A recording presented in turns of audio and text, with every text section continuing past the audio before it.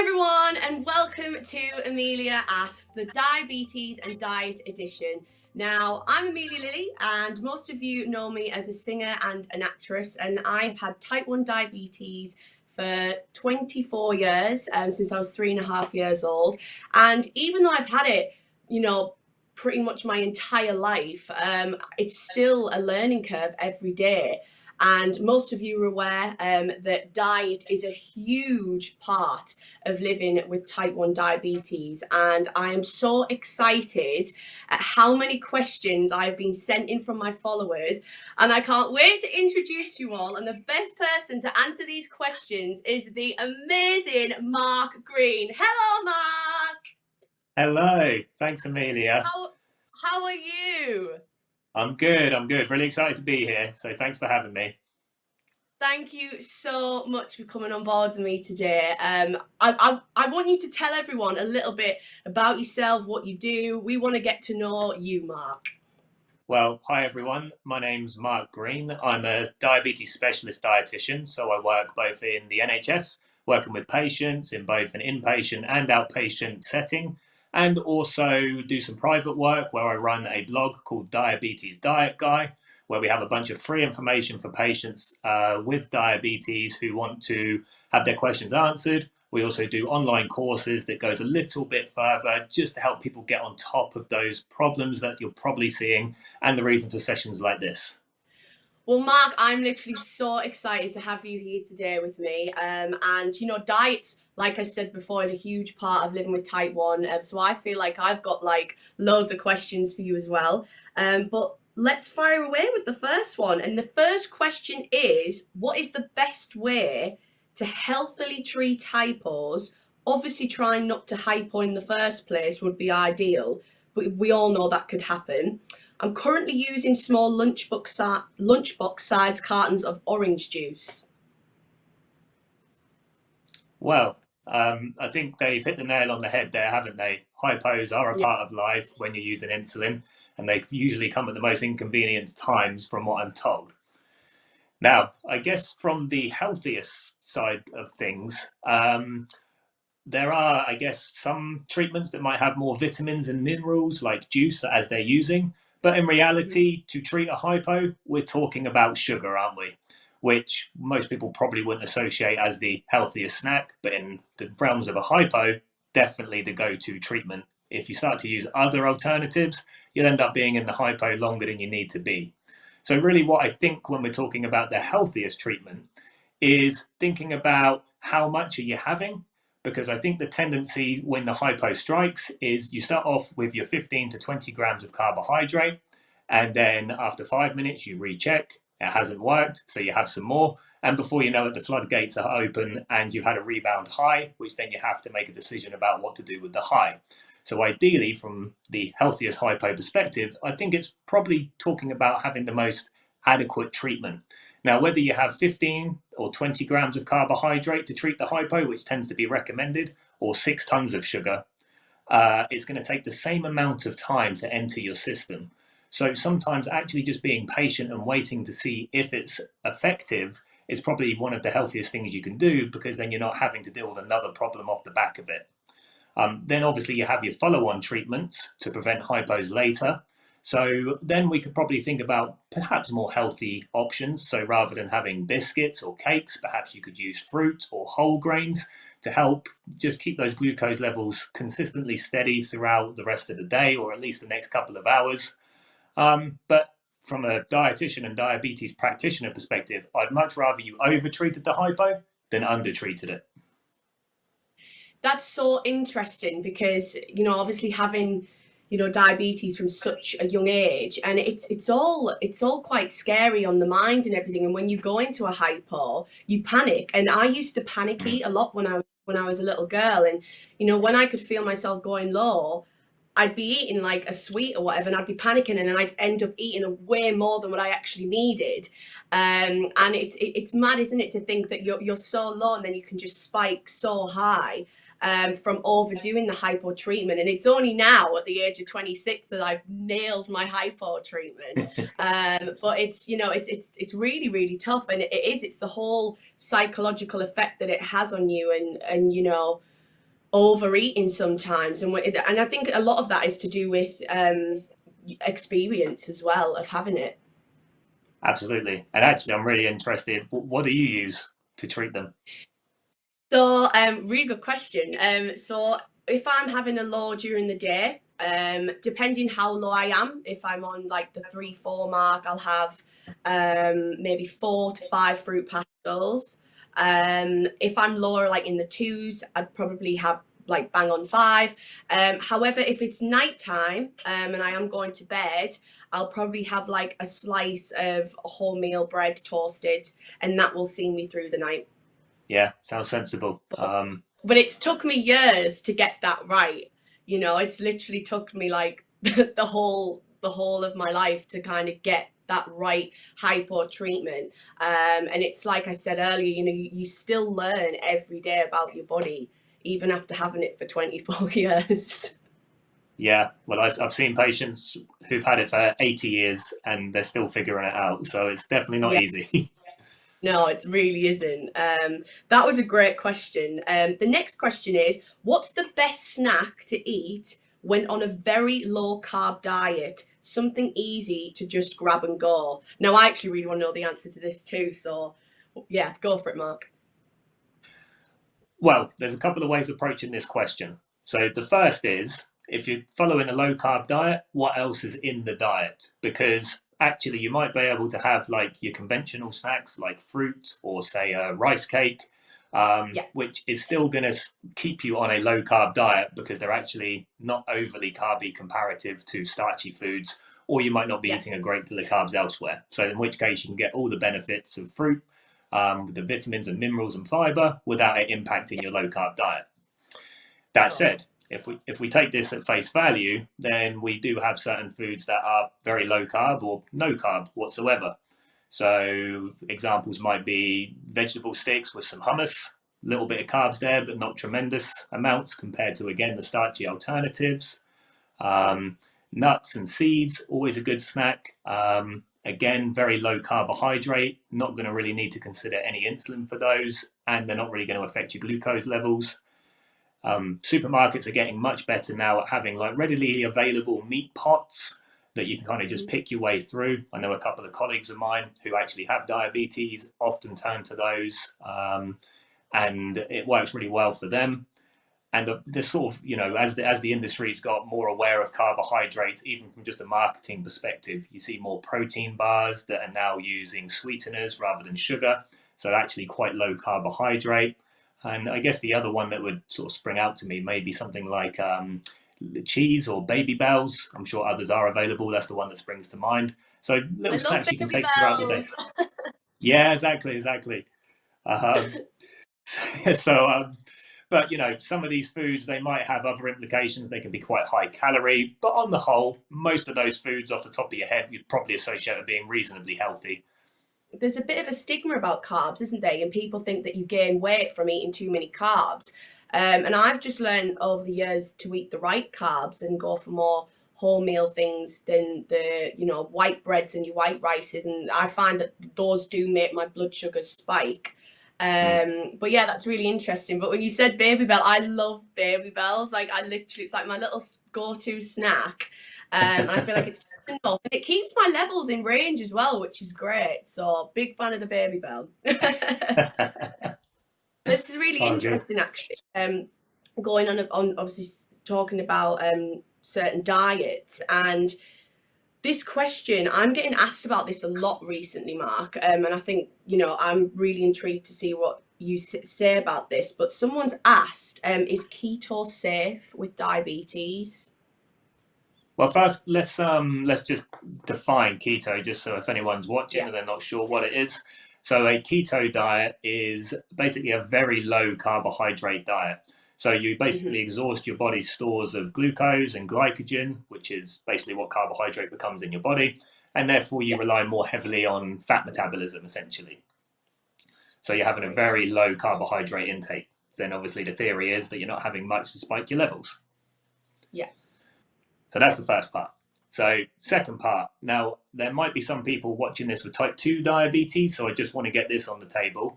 If you're taking a particular medication called an SGLT2 inhibitor, they generally end in the word gliflozin, then no, do not go on a keto diet with those medications. We've had a few incidents of patients coming in with diabetic ketoacidosis in the past year or so. So always seek some medical advice or professional advice if you're on one of those medications. So I think ketones are actually very normal. They're a normal process in the body. Everyone generates them. If I stopped eating carbohydrates without diabetes, I would go into a form of ketosis. And we've seen some people have very good results on these types of diets. In fact, we did an exercise session very recently where one of the professional rugby players follows a very similar sort of diet and his glucose levels are almost pristine. Obviously, he pays a lot of attention to it, being a professional rugby player, but you can get very good results on it. So it prompts the question then, why do people like me get worried when someone with type 1 diabetes tells me they're going keto? And the reason is, if you're running a base level of nutritional ketones, it then doesn't take a great deal for a problem to emerge. Perhaps your glucose levels start to run a bit high, or you become unwell, or even you miss an insulin dose. Now, what that can do is you start to get ketones from a glucose or insulin perspective. So now you've got a double whammy. And this can quite quickly spiral, which can then push you back into that situation where you can get in a bit of trouble and develop diabetic ketoacidosis, or DKA as we call it. And in extreme circumstances, that's a fatal condition within 24 to 48 hours. Now, fortunately, that's very rare these days, but that's why we get worried about it.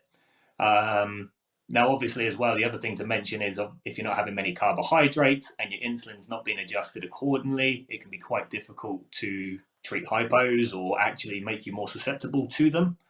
So that's another thing to think about. But I guess if you're on top of it and you know about sick day rules and you know to take at least 50 grams of carbohydrates per day if you are unwell, which is basically a sports drink sipped over the course of a day, then it's not a huge issue, but just be aware. I think that's the important thing, the awareness of it.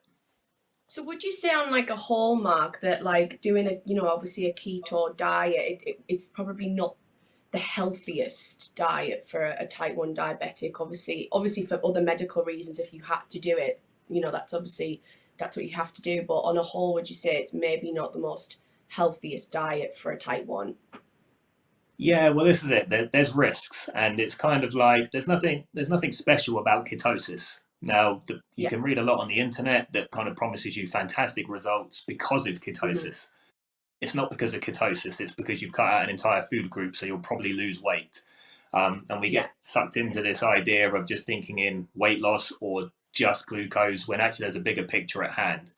And actually, when we look at the research and the evidence, and anecdotally from what I see, people that eat a bit more carbohydrate, because obviously carbohydrates is also your fruits and vegetables and fiber containing foods, tend to do a bit better over the long term from a health perspective.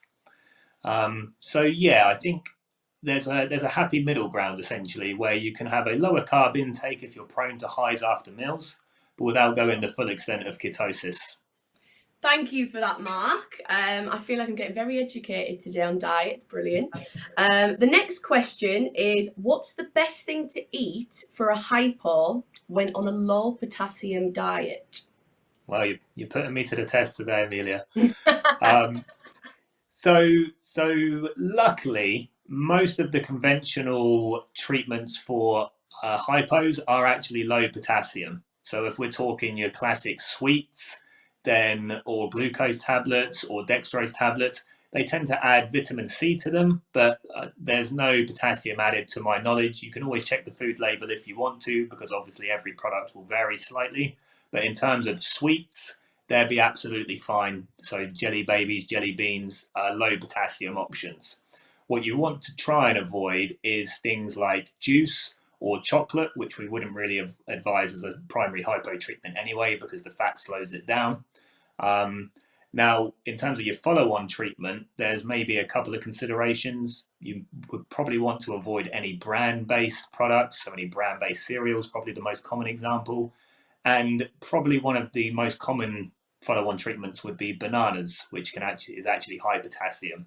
But as long as you're achieving your 15 to 20 grams follow-on treatment, you can do that with low potassium fruits such as apples or oranges is absolutely fine. Now, the other thing just to mention here is a low potassium diet would imply some form of kidney impairment. Now, the kidneys are actually what excrete insulin in your body. So with kidney impairment, it can lead you prone to hypos because you retain the insulin in the body. So if this is happening to this particular individual and they're experiencing a high level of hypos, I'd recommend that they also go seek out some advice from the diabetes team to see if there's any rules they can put in place to help them manage their insulin around these events. I think it's amazing how the body changes and adapts, and and how you kind of have to adapt your diet as you get older. Which leads us on to the next question. What's the best way to manage carb counting when you're on a gluten-free diet for celiac disease? So gluten is actually a protein that helps bind carbohydrate-based products together. So the gluten itself doesn't actually affect your glucose levels. So actually it's exactly the same principle. So if you're using food labels, for example, you can work out how many carbohydrates you have by weighing it out. If you don't know how to do that very quickly, you take the carbohydrates per 100 grams, you weigh out your portion of carbohydrates, you times the carbs per 100 by your weighed portion and divide by 100. That'll give you how many carbohydrates you have. So actually, yeah, it doesn't really change. And in fact, if you're using other options, like perhaps a Carbs and Cows book or an app to help you figure out how many carbohydrates you have there, it's going to be pretty similar. In fact, most gluten-free products tend to use fats or eggs to help bind them together, which don't have any carbohydrates anyway. This next question is really interesting. So this is of a lady who has a son that is type 1, and he has just experienced his first bad DKA. And her question is, how do I get my son to eat more carbohydrates? He hates potatoes and pasta. It's a struggle to carb count when he's hardly eating anything. So I guess the first thing that jumps out to me is it the carbohydrates? Because a DKA episode directly related to not eating many carbohydrates is probably quite rare. It's usually something else that precipitates it. So like a missed insulin dose or sick day, which, as I said with the keto question, then escalates. And then also, I guess, in terms of after identifying what the initial cause was, I think they ask about their how can they get them to eat more carbohydrates? Was that right? Yeah, so he doesn't like to eat potatoes, pasta. But I think what's interesting is a lot of foods do have carbs in, and we don't even realise, don't they? Yeah, absolutely. Yes, exactly. And I guess it's then thinking about, well, how much carbohydrates are they having? Because they've only mentioned a couple of foods there. So we don't really know how many carbs overall this person's having. In terms of encouraging more foods, we don't know how old this person's son is. Are they a youngster? Are they an adolescent? They might even be an adult. I know my pediatric colleagues would tell me that the way to encourage children to try lots of foods is to continually offer it to them, not make a fuss about it, eat as a family. And if they don't manage the food that you're encouraging, then just remove the food and then try again the next day, and just keep emphasizing or trialing it in that manner rather than making a big fuss about it, because it tends to have the opposite reaction. Obviously, like the lady has said, it's potatoes and pasta. I think if you do actually look at labels now in foods, there's carbs in so many foods that I didn't even know had carbohydrates in. So I think it's just trial and error, trying different foods, seeing what your son likes, and couldn't have said it better myself, Mark. So thank you for that. Yeah. And just another point there as well is, if he really hates potatoes and certain foods, you're probably going to have an uphill battle. A dinner lady, when I was a youngster, force fed me sweet corn, and now you won't get me to touch sweet corn. So I think you need to play the person a little bit as well. Brilliant. We've got another question here from a mum to a type 1. Is there a particular way to control huge highs during the menstrual cycle? For 3 days, it's been madness, and we are thinking no carbs. We're starting to see a theme, aren't we, Amelia? carbs is the question of the day. So actually, this has come up a few times with some of my patients in clinic. So what I'd like to define here is, are levels particularly different then? Well, it sounds like they are on the menstrual cycle days compared to the other days. In which case, is it the carbs or is it actually the hormonal effect? Because we know hormones play a part. Probably the most common hormone that we see has an effect on glucose levels is stress, pushes them up. So yes, absolutely, at that time of the month, it can have an impact. So there's a couple of things we can do here. If they're using an insulin pump, then during the cycle, they could run perhaps a temporary basal where they increase their background insulin for a period of time until things calm down. If they're using injections to manage the diabetes, then it might be that they just need to take more injections throughout the day to get on top of those high glucose levels. And whenever we're talking about hormones, it can sometimes affect how sensitive you are to your insulin. So you might find that the ratios you're using for your carbohydrates or your insulin to carbohydrates get slightly skewed and slightly different to what you're used to. So yes, there's two ways of approaching it. You can increase your insulin, or you could reduce the amount of carbohydrates that you're eating, so the same insulin achieves the same result of what you're used to. So there's a couple of ways you can approach it. But yeah, definitely tricky, I must admit. As a woman like myself, I've only got an experience, and it is so hard to get it right. Obviously your monthly cycle, the hormones are just, I mean, growing up as a teenage girl, having to deal with all of that was, it was exhausting, and draining, and you just think, why can't I get it right? Like what I've had to learn, with age and experience, is I've had to up my background insulin quite a bit, and I'm not saying that works for everybody, but it's just been trial and error, and I think that is a big thing with type 1, isn't it? And diet it's all trial and error. Well, absolutely. And actually, can I ask you, Amelia, when you're performing, or when you're in front of a bunch of people, do you find your levels are affected, or are you kind of in the place now where you're such a pro that you can keep it level?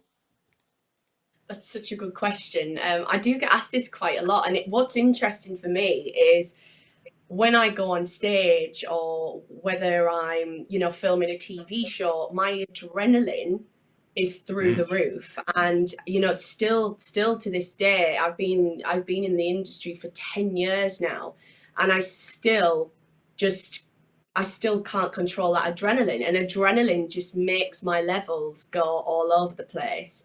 And one thing that I will say, and that's why I love the Freestyle Libre sensor, and that's why it's changed my life, is I'm able to monitor my levels constantly with it. And that is the only thing that I could say to people if they ever want advice from me. I'm not a doctor, but going on my experience, and not really having a set routine in life, I constantly check my levels. You can't just guess all the time, just keep monitoring it, because that's the best thing that you can do. Absolutely. And there's definitely a link between the frequency of testing and the control that person has. And that's where like these sensors really come into their own. So thank you. It's just my own interest. No, I enjoyed it. This next question that we've got is, how do you eat right when you know what you should be eating to help your levels, but you're at the age when you're starting to go out with your friends and want to be eating the same things as them, especially at school when hanging out? Yeah, well, first of all, thank you for reaching out, because I can suspect that's actually quite a hard situation to navigate. And also at the age where perhaps you might not expect some of your peers to actually have reached out. So quite a mature question to be asking. So thank you. And we know that life for type 1 is hard and it's really difficult. But my kind of mantra with working with patients is, insulin's there to work for you. You're not there to work for it. So if you're having certain foods with your friends or doing certain things with your friends, then really, as long as you're following the basic principles, so getting the right insulin at the right time for the food that you're eating, there shouldn't really be any problems. It doesn't always have to be healthy food, say. Now, obviously, if there's questions about injecting in front of your friends, and that's more of the theme of the question, then yeah, that can be tricky. And perhaps talking to them and actually explaining the situation, though it could be hard, I'm sure they'd be very understanding. And lastly, there's this kind of concept, isn't there, that you have to be 100% with your glucose levels, when in reality, in all walks of life, we kind of just try and aim for a good average. It's good enough. So if you're out with friends and you haven't quite got it right, then don't beat yourself up too much, because there's plenty of chances to get it right when you're in your own environment and you're at home and you're a bit more in control. So if you're getting a good average, actually you're going to be absolutely fine. So that leads us nicely onto the next question, Mark. So somebody has asked, some days I just don't want to eat. I get really tired of trying to eat healthily. Any ideas for something to snack on to tie me over until I feel like eating properly? Just trying for a good average. Try not to beat yourself up too much. It is probably a really important thing here, because in reality, we all get a bit fed up with trying to eat healthy at times and trying to prepare food. It can be draining, particularly after a long day's work and you're having to cook. So, actually, trying to follow the path of least resistance can sometimes be actually one of the easiest things to do. And by that, I mean using products that make life easier. So use frozen chopped vegetables or pre-chopped meat, or cook in bags, where you literally just throw it in a bag and in the oven and you don't have to think about it. There's lots of little options that you can use that actually can make life that little bit easier, that after a long day it can help. Now, in terms of actually just snacking to tide them over, so I don't know if actually the question there is more of a bigger question about the overall approach to the diet.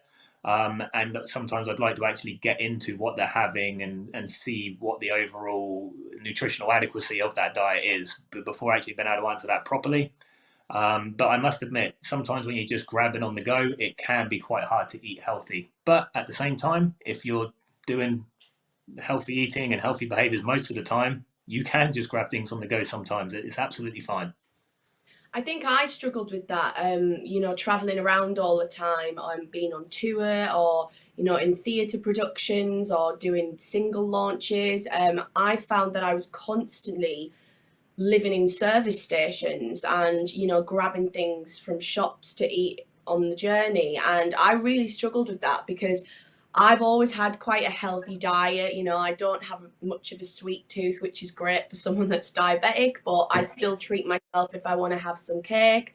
But I feel like it is tough and it's so hard because most people trying to eat healthy that's on, let's say, a diet, they want to lose a bit of weight. It is a little bit harder being a type 1, and you do have to kind of still eat in moderation, and can't really cut everything out your diet, obviously, unless you have other medical reasons. But that's one thing I've struggled with, I would say, growing up and being a young woman, is I felt like maybe a bit of pressure. I kind of, to kind of eat in a certain way, to look a certain way, but still also be healthy for, my diabetes. Yeah, absolutely. Yeah, and you're definitely not alone, Amelia. I think it's just like, we've said this quite a lot, and it's just all about trial and error, isn't it? And I think it's all about what works for you and what foods work for you.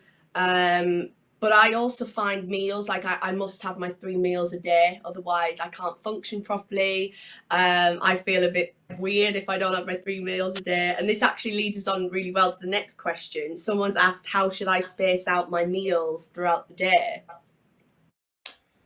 Well, I guess in a sentence, whatever works for you best.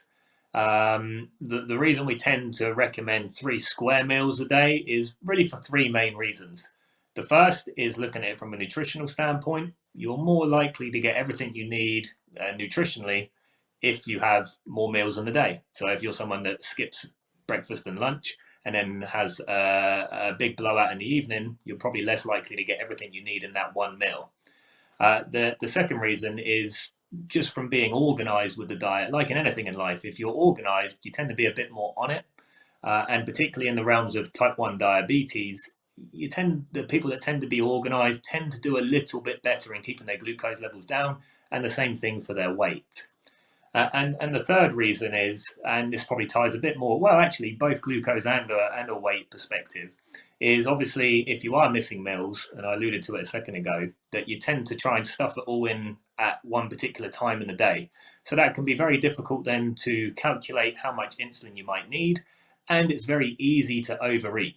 I know if I get in after a hard day and I'm hungry, I've eaten half of the fridge before I've even got round to cooking the meal. So it's very easily done. Yeah, I feel like if I miss a meal, I literally was, especially in lockdown. I feel like obviously being bored and stuff, and you know that the fridge is right there. It's so hard to not go and snack. I've been quite good. Like I tend to snack on like cucumber or tomatoes or baby bells. But you know, it is really hard, isn't it? And someone's actually asked here, which is kind of linked to that as well, is how do we keep slim? I'm a snacker, and I yo-yo between dress sizes but can't find a balance. Now, I think this is a great question. Yeah, and a tough one. So to put this into perspective, if I'm working with someone that's trying to lose weight, I'd usually do it over a matter of months. So I'll do my best to put it into sound bites. So I guess the first thing to think about is if they're snacking and yo-yoing and not reaching the point where they want to get, does it mean actually they need to change their approach? I think it's quite easy just to accept that, oh, I'm just a snacker. When actually you could take some steps potentially to change the strategy to your diet and actually, like I said, get a bit more organized with it.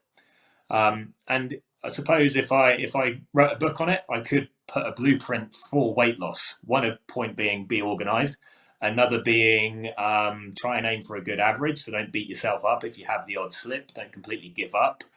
Another one is trying to get as active as possible, and I'm really keen to stress this one because if you think about it, if you're not very physically active, you have to eat a lot less in order to lose weight.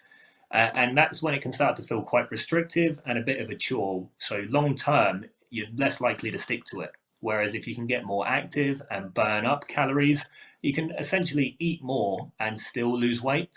So you're much more likely to stick to it longer term. So physical activity for me is a really big one. I know that's getting away a little bit from the snacking side of things.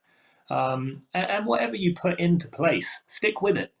Amount of times I see people take one step forward and then two steps back because they've gone to the weigh-in or they've jumped on the scales and it's only been 2 weeks and they haven't lost any weight. They get disheartened, they give up, and they're back to where they were 2 weeks ago, back to square one.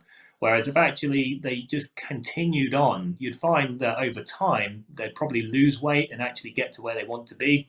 You might need to tweak and adapt as you go on, but there's nothing wrong with that. So really, there's some things you can do. I mean, from a nutritional perspective, you can probably try and have the lower calorie foods, so whole grains, fruit, vegetables, lean proteins like chicken breast, turkey breast, reduced fat mince, tofu, legumes, soya. So there's lots of options, and if your diet's primarily made up of those foods, you're probably putting yourself in the best position to get long-term success. Absolutely. And what I've found, you know, with if I'm wanting to be like really healthy for like a few months, if I've got like a big project coming up, and wanting to feel my best, I feel like it's just making those small changes, isn't it, that makes such a difference. You know, obviously swapping, you know, your beef mince for your turkey mince, and little changes like that I've found in the past has just been made such a difference. Mm. Which is actually, that leads on to the next one really well. I find that I'm a grazer, so it would be good to know what's good to just munch on here and there. Yeah, a lot of grazers today. So I guess it's again with diet, it's always grey areas. So it depends what else is in the diet. So let me give you an example. If I have a slice of cake or someone else has a slice of cake, but otherwise their diet's quite healthy and they're quite active, it's probably not going to be a problem. But on the flip side, if you're having some snacks and some cakes, say, but you're also eating fairly unhealthily, you're not being very active, then they all start to accumulate. So the odd snack then becomes a problem. Now, if you're really just thinking about it from a diabetes or weight perspective, let's look at diabetes first. I guess the question then is, do you want to take an injection or not? Or if you're taking injections to manage your diabetes, or a bolus on your pump, in which case, if you don't, you would need to have probably less than 20 grams of carbohydrate in one sitting, which in fairness is still like a slice of bread or a piece of fruit. Or you could choose those protein-based foods, or cheese-based foods that actually are carbohydrate-free, which we talked about earlier. So, there's options there that they can munch on, as they say. But if they're happy to take some insulin for it, then really whatever they want. And I guess, as I say, it feeds into the overall diet. What else are they eating to really make a real good assessment of whether or not it's a good snack? Obviously, the amount of years that I've had it, like when I was younger, I wouldn't need insulin for certain foods, or if I wanted to snack on certain things, I wouldn't need any insulin for it. But obviously, my body's changed as I've got older. I've got more of a womanly body now rather than a kid's body. And it's funny that I'll need more correction doses now, for certain foods that I eat, whether it's cheese or chicken or just whatever really. So it's mad how your body changes, Yeah. as you get older. Somebody's asked here, how should I adjust what I eat when I exercise? Now, this is actually a really interesting question, that I probably would have asked you as well, Mark, just because I find that when I exercise, if I go for a walk, like any form of cardio, like walking, running, my levels drop so quickly.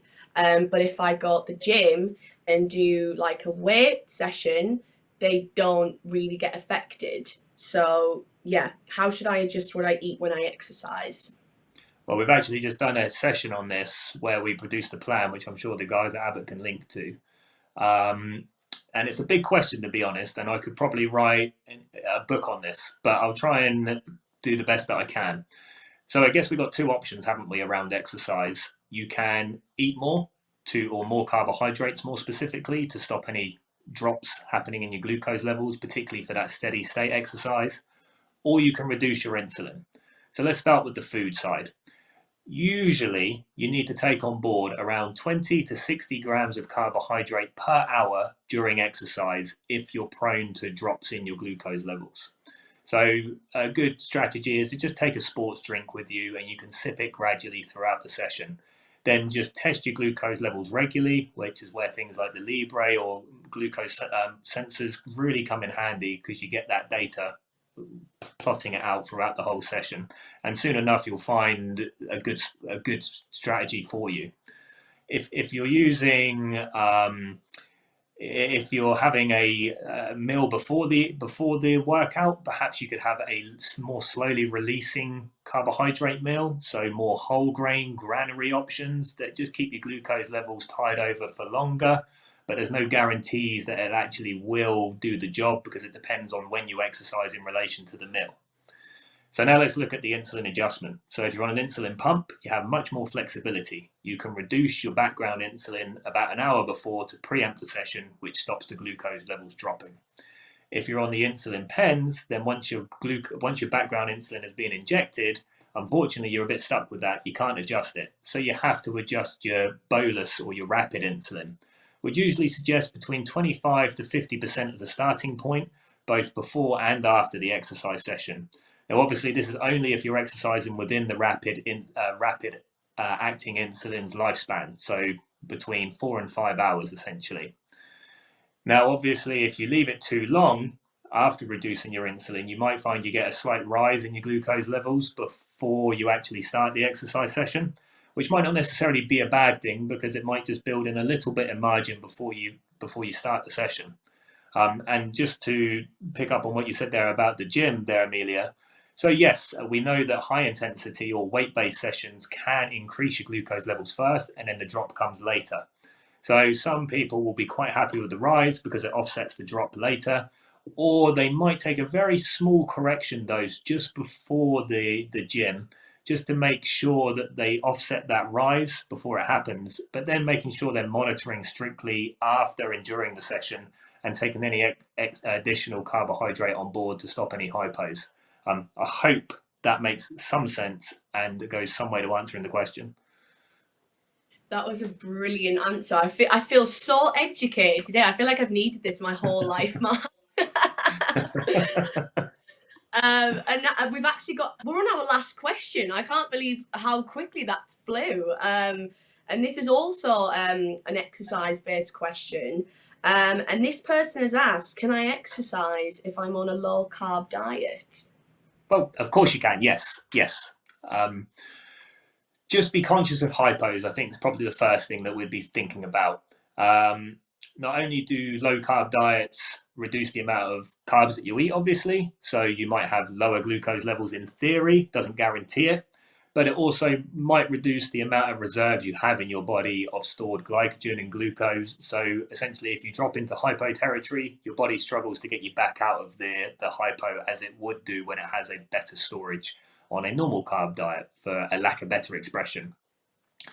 I guess the one of the things that I come up against with the low carb diets is people feel they don't want to have the carbohydrates during the session to prevent hypos, that 20 to 60 grams per hour, because it'll ruin the low carb diet.